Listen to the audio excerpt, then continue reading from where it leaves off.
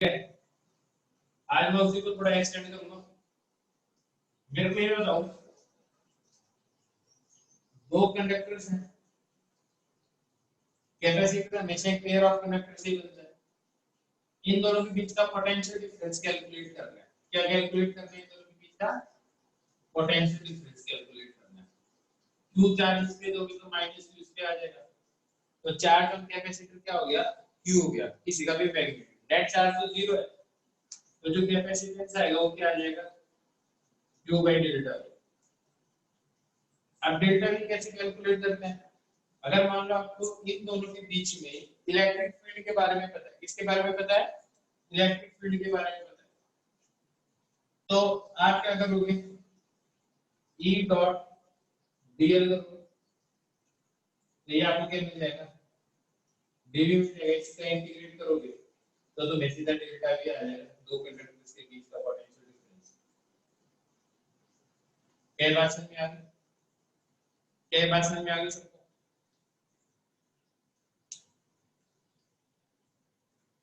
ठीक है, चलो अब तो ये समझ में आ गया। तो मेरे को सबसे पहले ना ये बताओ, दो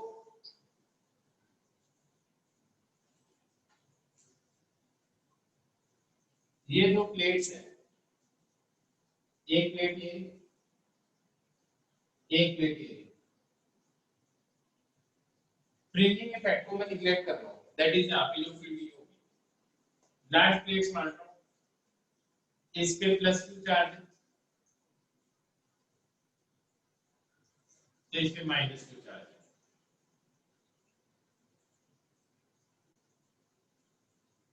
इसमें माइनस क्यू चार्ज। दोनों के बीच की डिस्टेंस है वो डी है। Area of cross section A है, एरिया ऑफ क्रॉस सेक्शन क्या है? ए है। मेरे को ये बताओ, इस पॉइंट पे इलेक्ट्रिक फील्ड क्या होगी? फर्स्ट पॉइंट पे इलेक्ट्रिक फील्ड क्या होगी, सेकंड पॉइंट पे इलेक्ट्रिक फील्ड क्या होगी, और थर्ड पॉइंट पे इलेक्ट्रिक फील्ड क्या होगी? ये बताओ।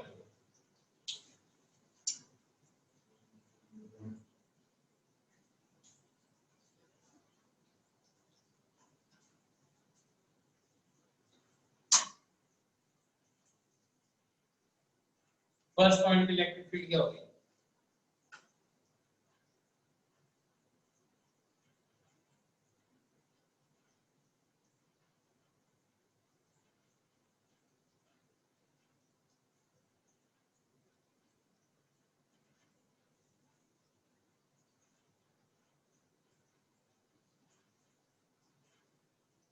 बिल्कुल सही बात है, H not into A by D. ये बच्ची कह रही है कि ये इलेक्ट्रिक फील्ड होगी। क्या ये इलेक्ट्रिक फील्ड का फॉर्मूला है? मेरे हिसाब से कैपेसिटेंस क्या है? मैंने क्या पूछा वो सुनो। मैंने फर्स्ट पॉइंट पे इलेक्ट्रिक फील्ड पूछी है। बिल्कुल सही बात है। इलेक्ट्रिक फील्ड जो होगी क्या होगी यहाँ पे? Sigma upon epsilon. है ना? मैं सिर्फ तुमसे एक चीज कहता हूँ, सेकंड पॉइंट पे इलेक्ट्रिक फील्ड क्या होगी? सेकंड पॉइंट पे इलेक्ट्रिक फील्ड जीरो। बिल्कुल सही बात है, यहाँ पे इलेक्ट्रिक फील्ड जीरो, क्योंकि जितनी इलेक्ट्रिक फील्ड इस चार्ज डिस्ट्रीब्यूशन के कारण इधर होगी, उतनी इस चार्ज डिस्ट्रीब्यूशन के कारण इधर होगी, तो यहाँ पे नेट फील्ड क्या हो जाएगी? जीरो हो जाएगी। क्या बात समझ में? ये बात समझ में? ठीक है, ऐसे थर्ड पे भी जीरो, तो इलेक्ट्रिक फील्ड यही होगी। अब मेरे को ये बताओ, मैं इसको थोड़ा सा चेंज कर रहा हूँ, ठीक है? थोड़ा सा चेंज कर रहा हूँ। मैंने क्या किया है,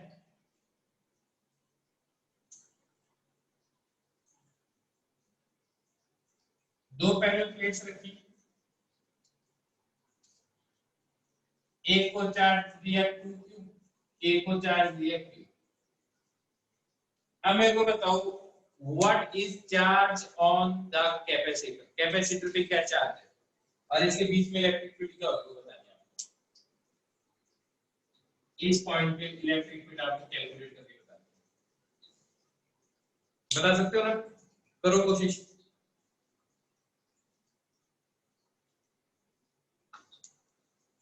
बीच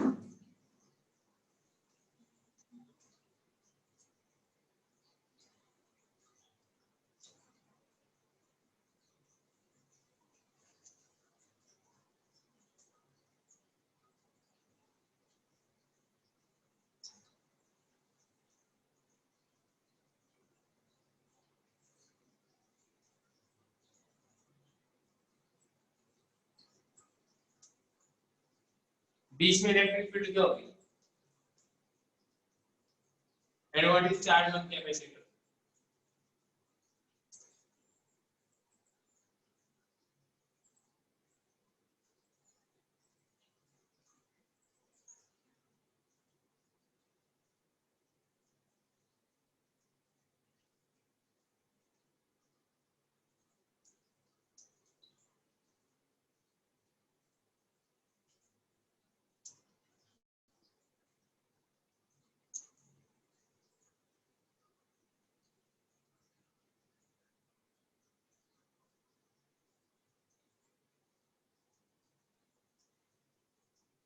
इलेक्ट्रिक फील्ड एक बच्चे ने लिखी है Q/2 AX0। ठीक है अर्पिता, ये बताओ what is charge on capacitor? Capacitor पे चार्ज कितना है?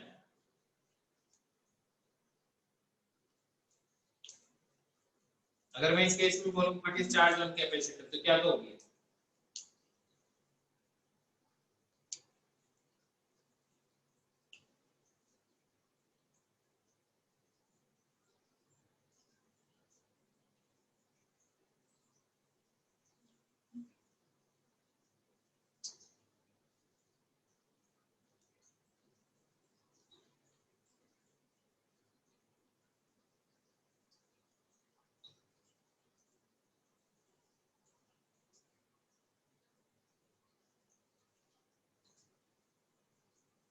देखो मैंने पहले भी कहा था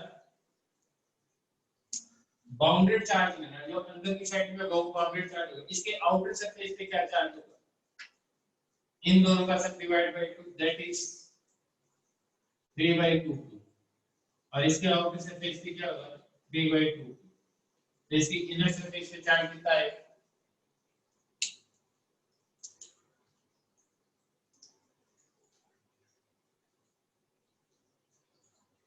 इनर सरफेस पे कितना चार्ज आएगा इसकी?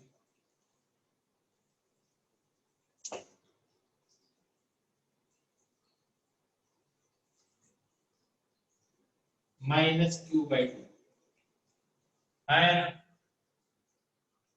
क्या रहेगा? -Q/2। क्या बात समझ में आई है? इसकी इनर सरफेस पे इस पे कितना आ जाएगा? +3Q/2। इन दोनों का सम कर दो, देखो ये चार्ज इस पे, इन दोनों का सम कर दो ये चार्ज इस पे, तो वो बोलो बाउंडेड चार्ज का इन दोनों के ऊपर, इन दोनों के बीच का बाउंडेड चार्ज है ना?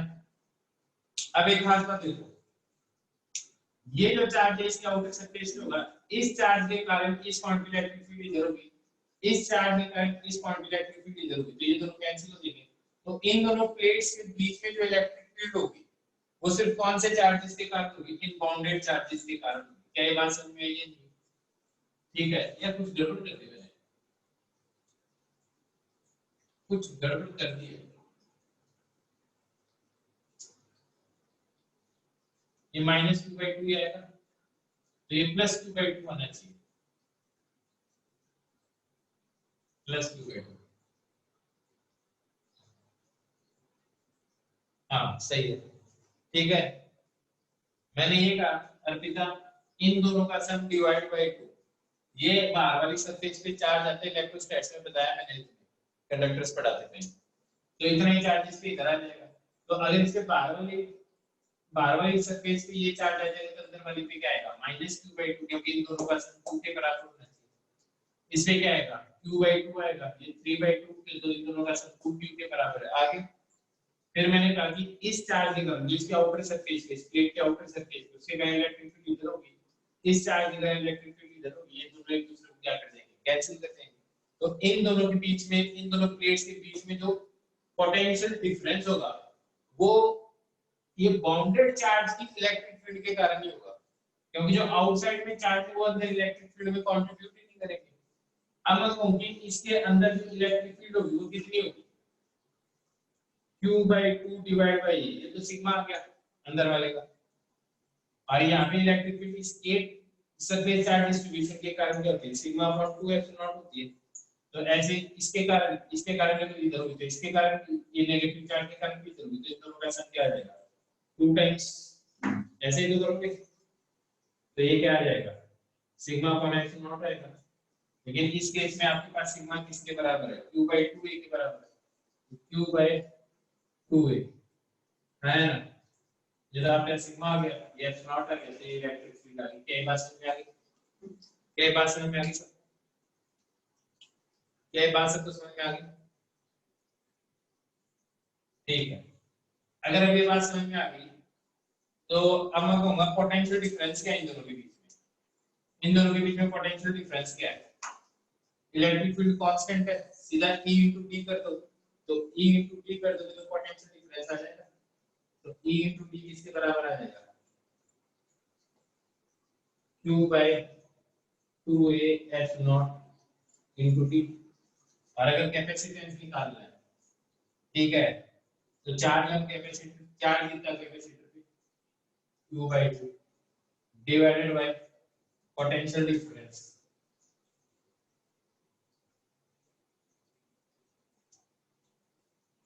इसको सॉल्व करोगे तो क्या आ जाएगा, क्या बात समझ में आ गई, क्या बात समझ में आ गई। सबसे पहले इस R का मतलब क्या होता है, नाम पूरा लिखो अपना,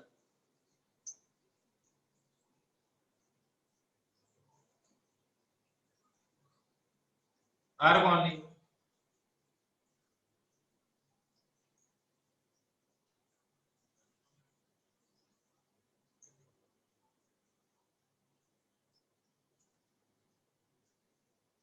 नाम क्या है R का, रीनेम कर रहा हूं मैं।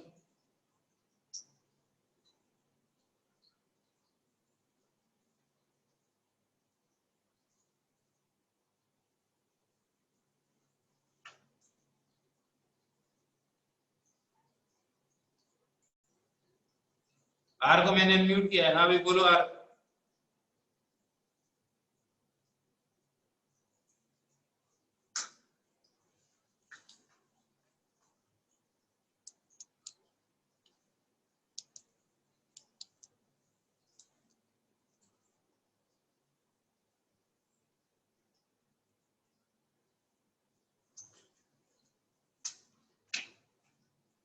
हाँ भाई यार अनम्यूट कर रहा हूँ तो मैं बोलो,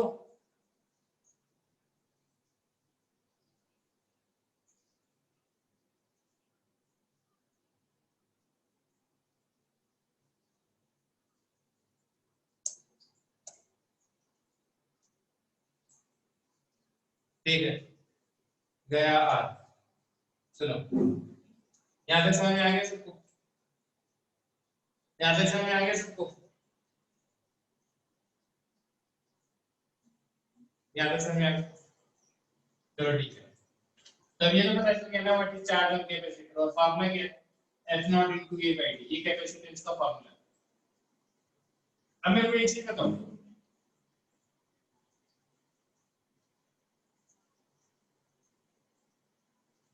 जो पैरेलल प्लेट है,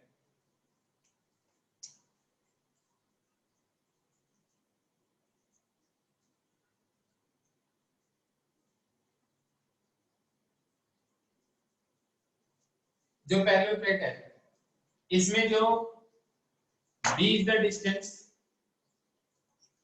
A is the area of cross section, capacitance का फार्मूला गया F not into A by D।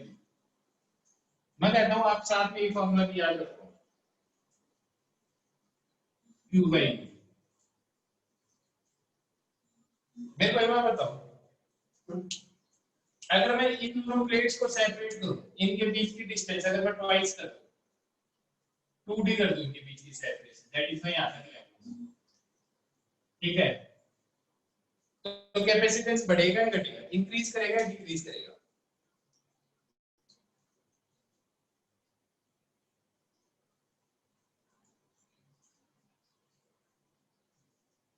Decrease करेगा। क्यों? क्योंकि तुम ये वाला फॉर्मूला देखोगे, डी तुम्हें दिख रहा है, डी क्या हो रहा है, डी क्या हो रहा है, इंक्रीज कर रहा है, तो ये चीज क्या होनी चाहिए, डी अगर इंक्रीज करेगा तो सी क्या होगा, डिक्रीज होगा। मैं बोल रहा हूँ कि इधर से भी देखो, अगर ये सेपरेशन दूर करोगे तो देखो इसके ऊपर चार्ज तो तुमने सेम ही रखा है, और जब तुम सेपरेशन दूर करोगे तो इलेक्ट्रिक फील्ड तो सेम ही रहेगी भाई, चार्ज ये प्लस क्यू या इस पे और इस पे या इस पे इलेक्ट्रिक फील्ड तो सेम ही रहेगी ना। तो अगर इलेक्ट्रिक फील्ड सेम है तो डिस्टेंस क्या हो जाएगी ज्यादा, तो E into D क्या आएगा, ट्वाइस हो जाएगा, that is potential difference twice हो जाएगा इन दोनों के बीच में। तो पोटेंशियल डिफरेंस ट्वाइस हो जाएगा तो कैपेसिटेंस क्या हो जाएगा, कम हो जाएगा। क्या बात समझ में आई, क्या बात समझ में आई?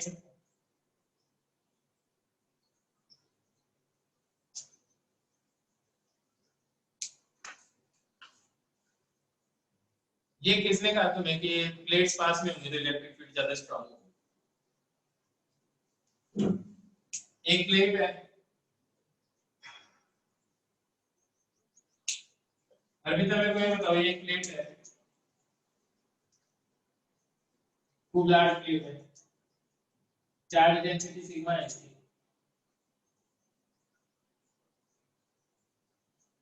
यहां से d डिस्टेंस इस पॉइंट की इलेक्ट्रिक फील्ड क्या होगी,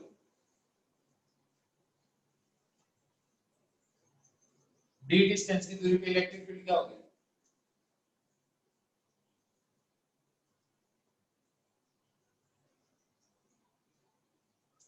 और फिर मतलब 2d डिस्टेंस की दूरी पे इलेक्ट्रिक फील्ड क्या होगी, और फिर मतलब d/2 डिस्टेंस पे इलेक्ट्रिक फील्ड क्या होगी। मेरे हिसाब से हर जगह सेम ही होगी, जो मेरे को लगता है।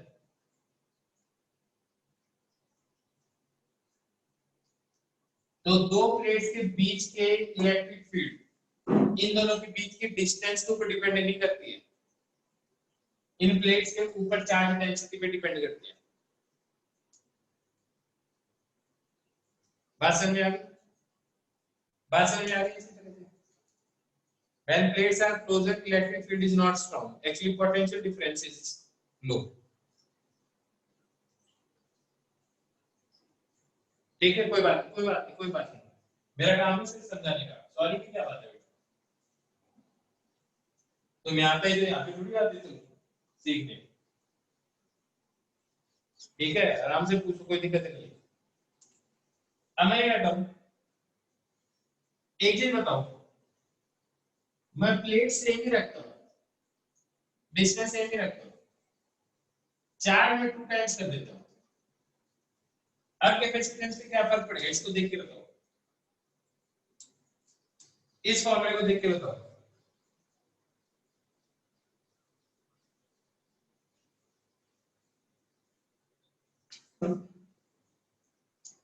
इस फॉर्मूले को देख के बताओ कैपेसिटेंस पे क्या फर्क पड़ेगा, क्यू को अगर 2 टाइम्स कर दूं। मैंने कहा अगर मैं इसके ऊपर पहले क्यू चार्ज था, अब मैंने इसको 2q कर दिया, अब इस वाले फॉर्मूले को देख के बताओ कि कैपेसिटेंस क्या हो जाएगा। इस वाले फॉर्मूले से तो क्यू इंडिपेंडेंट दिखाई देता है, इसके हिसाब से क्या हो जाएगा, क्यू इंक्रीज करने पे कैपेसिटेंस बढ़ेगा या घटेगा। आदित्य कह रहा है कोई चेंज नहीं होगा, आदित्य क्यों नहीं होगा, कोई चेंज क्या नहीं होगा, रुद्राज कह रहा है कि इंक्रीज करेगा, इस फॉर्मूले के हिसाब से पूछ रहा हूँ। बिल्कुल आदित्य बिल्कुल सही कह रहा है। तुम ये सोचो अगर यहाँ पे क्यू तुम 2 टाइम्स कर दोगे तो यहाँ पे इलेक्ट्रिक फील्ड भी 2 टाइम्स हो जाएगी, तो इनके बीच का पोटेंशियल डिफरेंस भी 2 टाइम्स हो जाएगा। तो 4 अगर 2q कर दोगे तो पोटेंशियल डिफरेंस भी 2q हो जाएगा, तो फिर से आपका सेम ही आंसर आएगा, तो कोई चेंज नहीं आएगा। आया, लेकिन ये बात पक्की है, अगर चार्ज 2 टाइम्स करो तो इलेक्ट्रिक फील्ड 2 टाइम्स हो जाएगी, इलेक्ट्रिक फील्ड 2 टाइम्स हो जाएगी तो पोटेंशियल डिफरेंस 2 टाइम्स हो जाएगा। अब मेरी बात समझ में आ गई तुम्हें,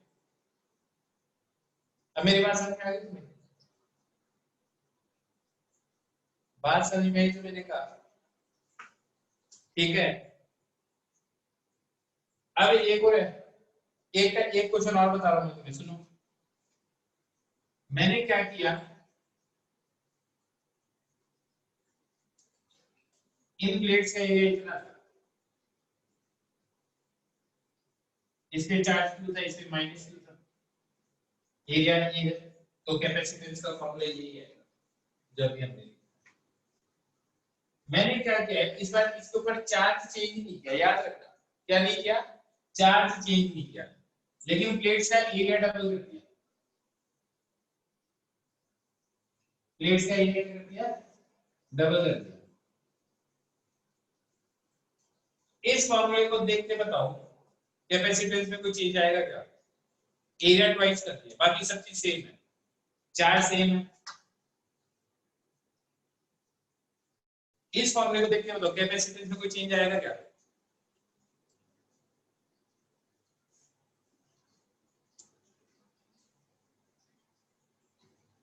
इस फॉर्मूले के हिसाब से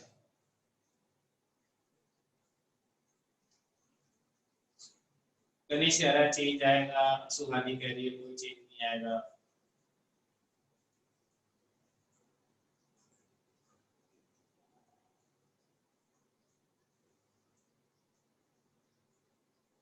अर्पिता कह रही है आएगा, इसको देख के ठीक है।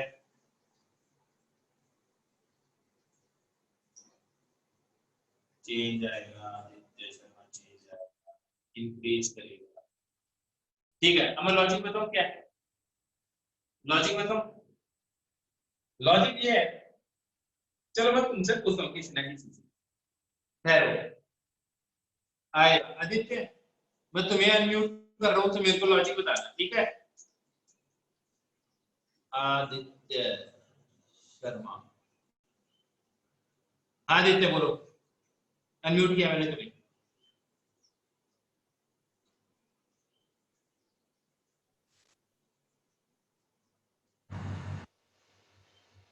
सर इसकी सर एरिया बढ़ाना है सर, इसका वो क्या कहते हैं, वोल्टेज डिफरेंस सर कम हो जाएगा, पोटेंशियल डिफरेंस कम हो जाएगा सर, क्योंकि वो चार्ज पर यूनिट एरिया बढ़ जाएगा ना। बिल्कुल, बहुत बढ़िया, शाबाश, बहुत बढ़िया, गुड, बिल्कुल सही कहा उसने। सेम चार्ज था, आपके दो प्लेट्स के बीच का इलेक्ट्रिक फील्ड का फॉर्मूला था सिग्मा अपॉन एप्सिलॉन, ये इलेक्ट्रिक फील्ड का फॉर्मूला है। जैसे आप एक चार्ज सेम ही रख लो पर एरिया डबल कर दोगे तो आपका सिग्मा हाफ हो जाएगा, और सिग्मा हाफ होती जो इलेक्ट्रिक फील्ड यहाँ पे थी, यहाँ पे इलेक्ट्रिक फील्ड हो जाएगी E/2। ये बात समझ में आ गई। और अगर ये E/2 हो जाएगी तो चार्ज तो सेम ही आएगा, लेकिन सेम डिस्टेंस के लिए पोटेंशियल ड्रॉप क्या हो जाएगा, आधा हो जाएगा। तो पोटेंशियल ड्रॉप क्या हो जाएगा, V/2 हो जाएगा, है ना। और V/2 हो जाएगा तो Q/V का 2 टाइम्स आ जाएगा। तो ये पहले का कैपेसिटेंस था, तो पहले से कैपेसिटेंस क्या हो जाएगा, 2 टाइम्स हो जाएगा। ये फार्मूला भी यही मिलेगा, यहाँ पे देखो ना H0 में चेंज है ना D में, एरिया ट्वाइस कर दो कैपेसिटेंस 2 टाइम्स हो जाता है, हाँ। तो मेरा कहने का मतलब ये है कि दोनों फार्मूले सेम ही है ना, and you should know how to change and interchangeably, ठीक है। आपको ये यूज करना आना चाहिए, मतलब ये और ये सेम ही चीज है, जहाँ पे इसकी जरूरत पड़े इसको यूज कर लो, चाहे इसकी जरूरत पड़े इसको यूज कर लो, कोई प्रॉब्लम नहीं है ना। और मैं इसको और अच्छी फॉर्म में दिखाऊं तुम्हें, और अच्छी फॉर्म इसकी ये है,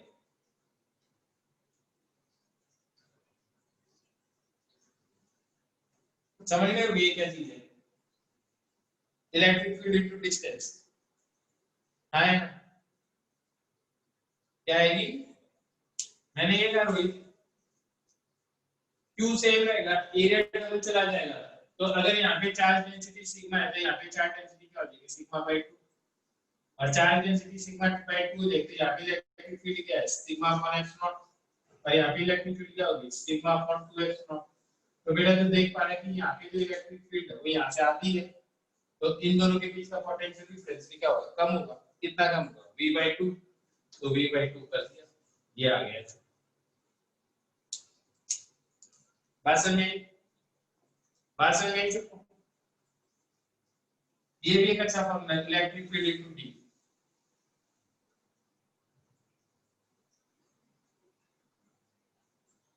तुमने तो एनर्जी ऑफ ए कैपेसिटर भी पढ़ी रखा है, एनर्जी ऑफ ए कैपेसिटर पढ़ रखा है ना तुमने, हाफ सी स्क्वायर। जैसे मैं एक चीज कहता हूं तुम्हें, ये एक स्क्वायर है, ठीक है, कंडक्टिंग स्फीयर।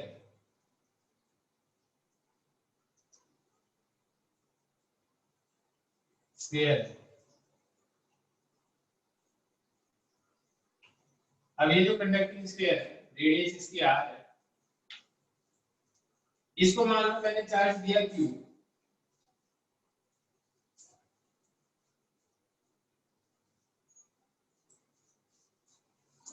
मेरे को ये बता सकते हो इसके पास एनर्जी कितनी स्टोर्ड है, कैपेसिटेंस इसका ए, वो तो आपको पता है क्या होगा, 4 पाई एप्सिलॉन इनटू आर होगा capacitance.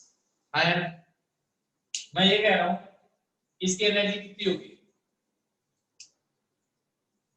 Energy stored in capacitor,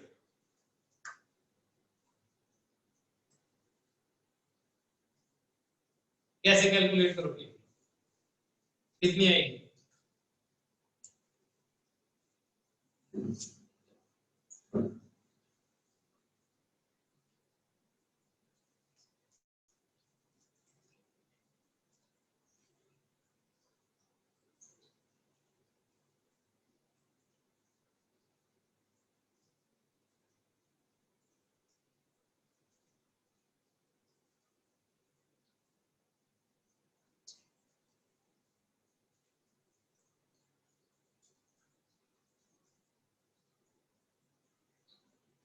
energy, इतना चार्ज लाने पे कितनी एनर्जी स्टोर की इसने,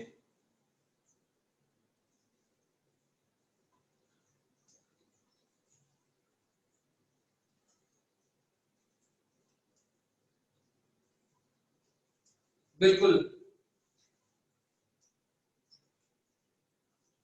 बिल्कुल सही है शिवेश, एकदम सही है, बढ़िया, हाफ क्यूबी, ये भी सही है, हाफ क्यूबी, दैट इज। लेकिन ये एनर्जी कैलकुलेट कैसे करते हो वो सुनो, तुम्हें ये पता है Q is proportional to V, capacitor के ऊपर Q is proportional to V होता है, तो किसी भी टाइम पे मान लो इस कैपेसिटर के ऊपर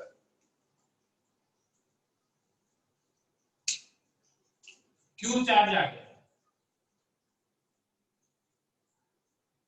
तो इस Q चार्ज के कारण चारों तरफ इलेक्ट्रिक फील्ड, तो अब मैं अगर dq चार्ज लेके आ रहा होगा तो मेरे को इसके अगेंस्ट वर्क करना पड़ेगा, यहां से आगे जाने से, तो मैं कह रहा हूं ये स्फीयर किस पोटेंशियल पे था, इस स्फीयर का पोटेंशियल इस टाइम पे मान लो था v, और v किसके बराबर है, तुम्हें पता ही है k क्यूब आया ना, तो यहां से लेके dq चार्ज लाने के लिए कितना वर्क करना पड़ेगा मेरे को, v into dq, ये इतना सा वर्क करना पड़ेगा, अब इसका इंटीग्रेशन कर दो, तो टोटल चार्ज कितना लेके आया, 0 से लेके कैपिटल Q, ये टोटल वर्क हो गया, और ये किसके बराबर आ गया, v की जगह क्या लिखूंगा मैं, k q by r into dq, q by r 12 है, q into dq, 0 से capital Q, q square by 2 आ जाएगा, तो क्या आ जाएगा, k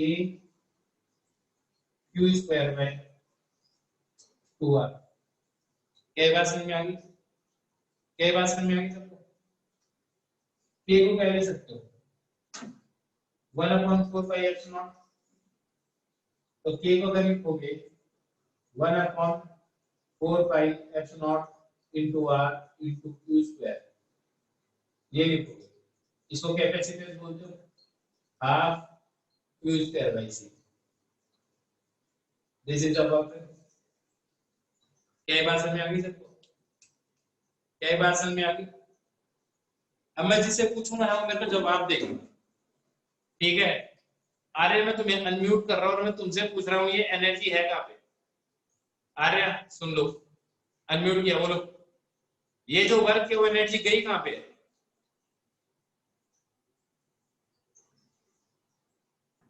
सर स्फीयर के बाहर, हाँ, ये जो एनर्जी वो गई कहां जो मैंने वर्क किया,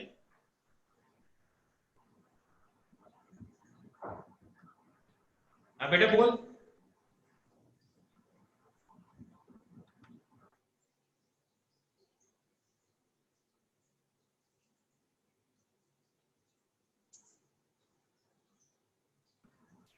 हाँ भैया आ रहे बोल। सर स्फीयर के बाहर है आउटसाइड स्फीयर सर जाएगी। कहाँ पे गई है ये एनर्जी? कोई बात नहीं, अब नहीं तुम बताओ, मैं तो नहीं कर रहा हूँ अनम्यूट।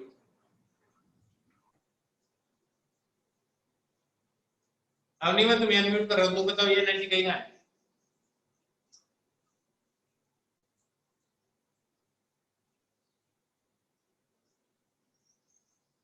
अब नहीं, अनम्यूट कर रहा हूँ बेटा, बोलो।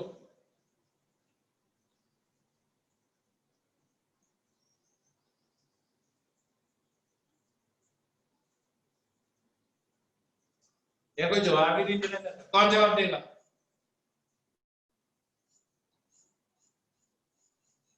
चलो भाई शिवेश बताएगा।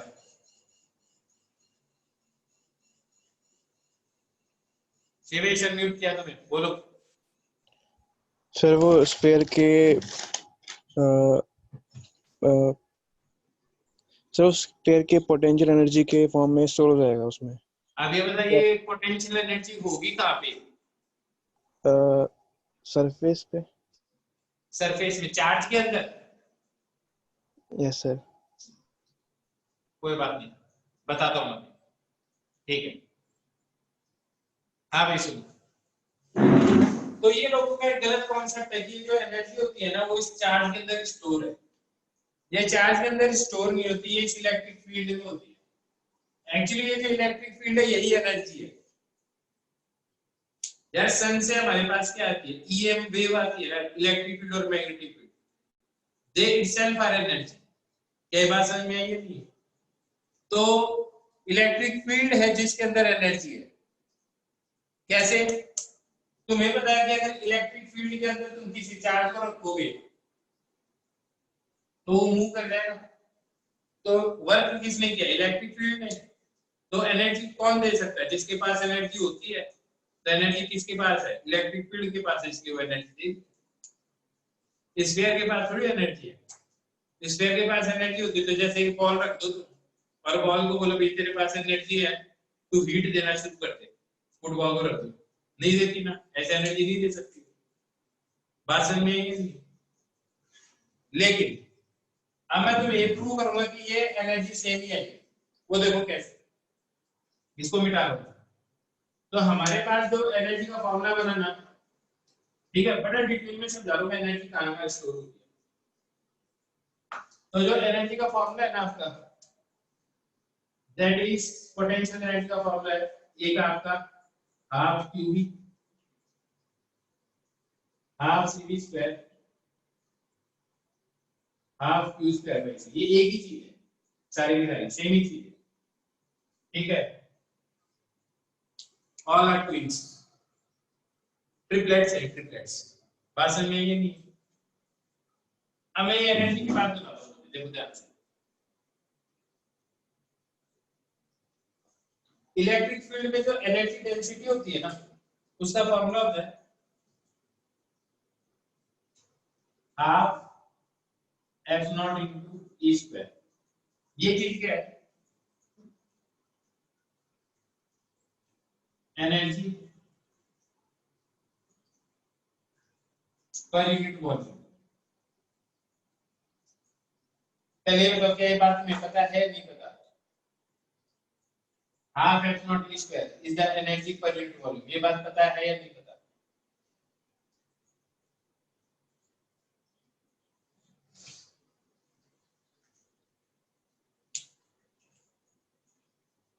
अरे जवाब तो तभी तो बताऊंगा अगर नहीं पता है तो।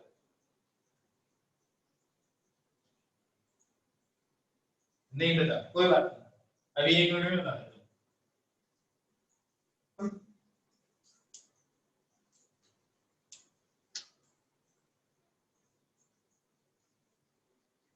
ये दो प्लेट्स हैं,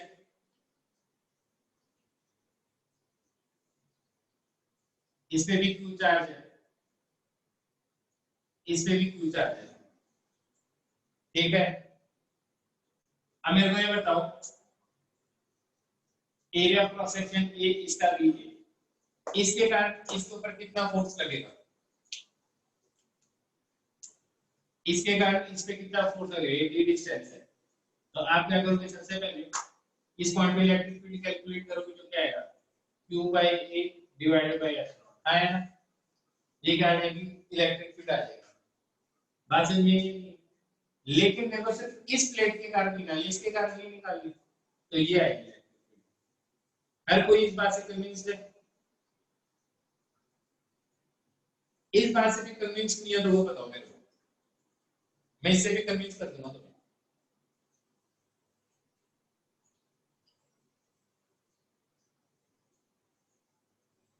एक प्लेट की खाई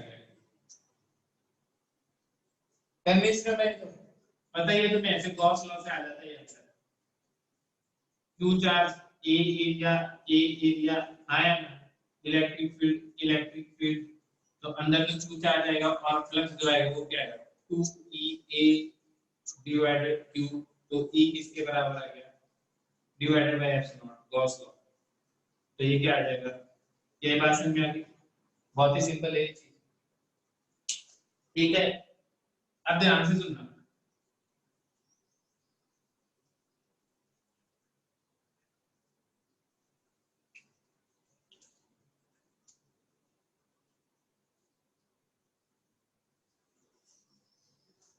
तो ये आपके पास इलेक्ट्रिक फील्ड है, तो इसके ऊपर फोर्स कितना लगेगा, फोर्स जो लगेगा वो कितना लगेगा, E into Q, तो फोर्स किसके बराबर हो गया बेटा, E, E किसके बराबर आएगा, Q by 2A epsilon into Q।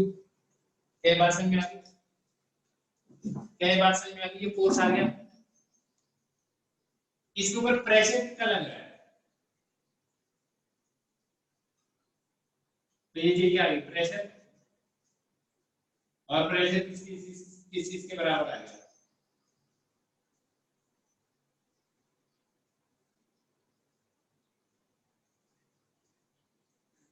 इसी चीज को तो ऐसे लिखना है, ये क्या चीज है, इलेक्ट्रिक फील्ड का स्क्वायर।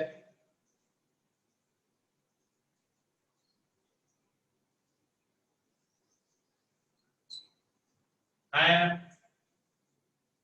यहाँ से समझ में आ गया प्रेशर का, यहाँ से समझ में आ गया प्रेशर का, ये वाला प्रेशर तक की बात समझ में आ गई सबको। 11th क्लास में बर्नौली इक्वेशन पढ़ी थी, उसमें प्रेशर चीज क्या रिप्रेजेंट करती है, energy per unit volume represent करती है, यूनिट को आती है प्रेशर की, force upon area that is metre square, metre से मल्टीप्लाई करो, मीटर से डिवाइड करो, ये क्या आ गया वर्क, तो ये आ जाएगा जूल, और नीचे क्या आ जाएगा मीटर क्यूब। तो प्रेशर एक्चुअली क्या चीज रिप्रेजेंट करती है, energy per unit volume represent करता है प्रेशर। जो प्रेशर फिजिकल क्वांटिटी क्या रिप्रेजेंट करती है, एनर्जी पर यूनिट वॉल्यूम। तो इलेक्ट्रिक फील्ड के अंदर एनर्जी पर यूनिट वॉल्यूम इतनी, तो प्रेशर का मतलब भी अपने आप में एनर्जी पर यूनिट वॉल्यूम है। तब लिख low energy density per unit volume stored in electric field is half f naught e square.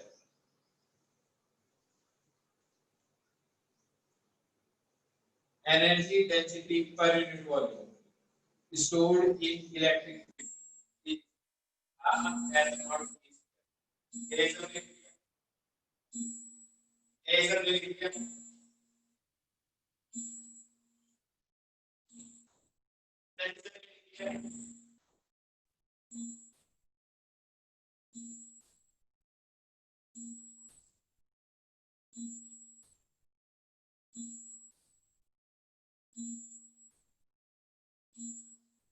आवाज नहीं है।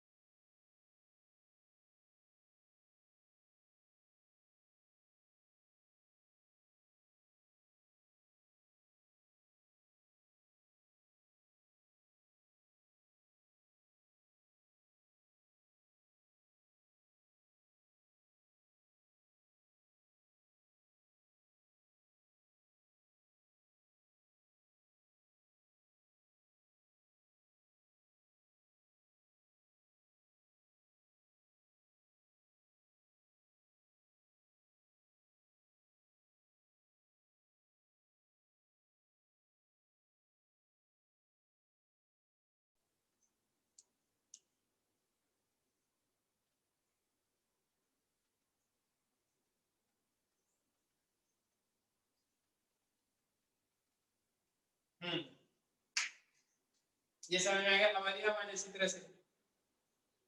अब ठीक है,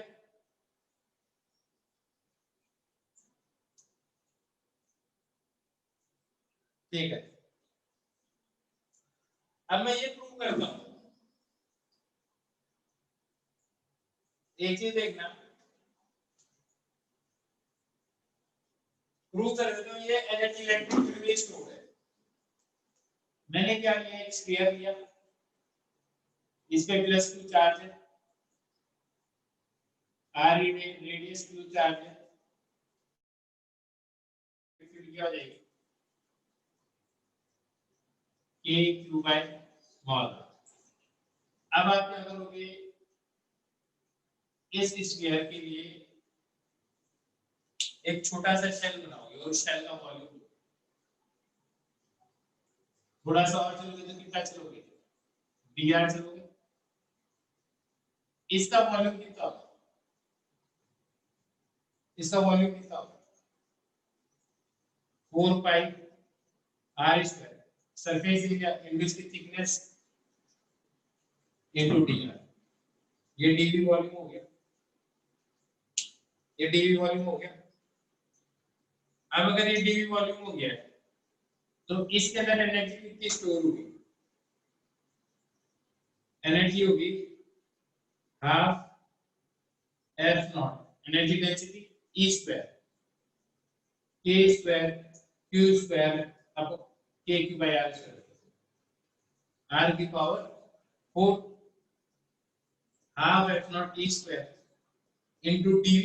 dv की जगह क्या लिखोगे, तो ये du एनर्जी आ जाएगी जो इस एरिया में स्टोर होगी, half f not E square energy density into dv volume कर दिया 4 पाई r स्क्वायर इनटू dr।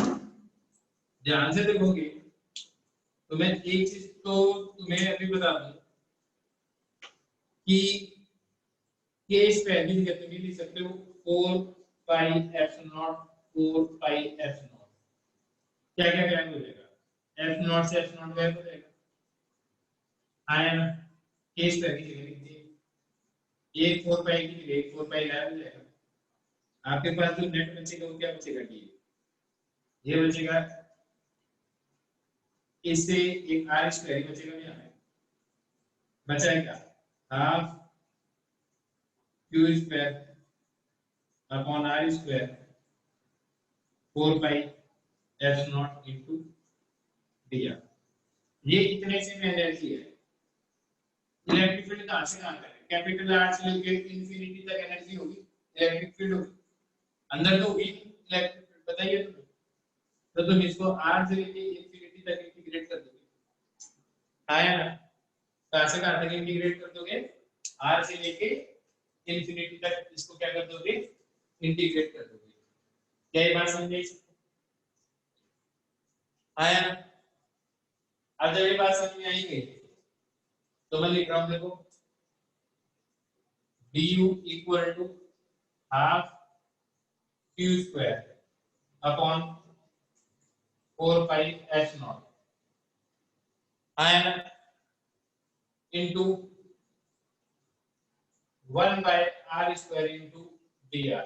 इसका इंटीग्रेशन होगा r से लेके इंफिनिटी तक। क्या बात समझ में आ गई सबको, क्या बात समझ में आ गई सबको।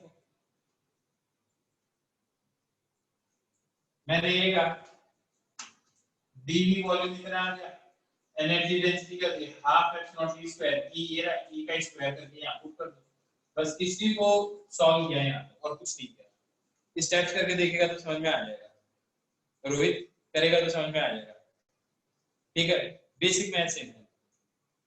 अब मैं ये चीज कहता हूं 1 बाय r स्क्वायर का इंटीग्रेशन क्या होता है, -1 बाय r होता है, आया ना। तो टोटल एनर्जी जो होगी वो कितनी हो जाएगी, half q square 4 pi f naught -1 by r से लेके इंफिनिटी।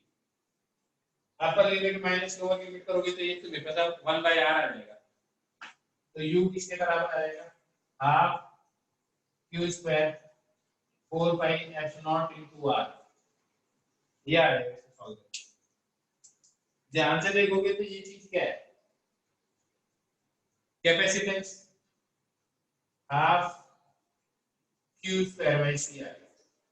यहाँ से ये पता चलता है कि ये जो सारी की सारी एनर्जी जो कैपेसिटर लेता है और हम बोलते हैं इसके अंदर energy store in the form of potential energy, तो वो एक्चुअली पोटेंशियल एनर्जी स्टोर किस चीज के अंदर है, वो इलेक्ट्रिक फील्ड के अंदर स्टोर होती है, ना ही कि चार्ज के अंदर। क्या ये बात समझ में आई है? तुम ऐसा मत सोचना कि चार्ज जिसको देते हैं तो इसके अंदर एनर्जी है, ना ही चार्ज के ऊपर एनर्जी है, ना ही चार्ज के किसी स्फीयर के अंदर एनर्जी। एनर्जी होती है जो चार्ज ने इलेक्ट्रिक फील्ड क्रिएट किया, एनर्जी उसके अंदर होती है। और इलेक्ट्रिक फील्ड के अंदर एनर्जी पर यूनिट वॉल्यूम का जो फॉर्मूला कितना है, half F not E square. क्या तुम्हें मेरी बात समझ में आ गई? क्या तुम्हें मेरी बात समझ में आई?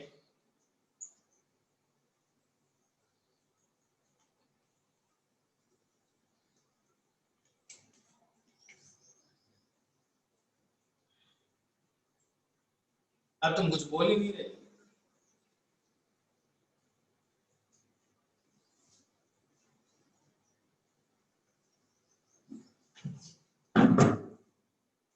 चलो ठीक है, ये तो बताओ तो पढ़ाया हुआ समझ में आया तुम्हें? अगली क्लास में डाइलेक्ट्रिक्स करवाऊंगा, थोड़ा एनर्जी का बताएगा आज तुम्हें, एनर्जी होती है।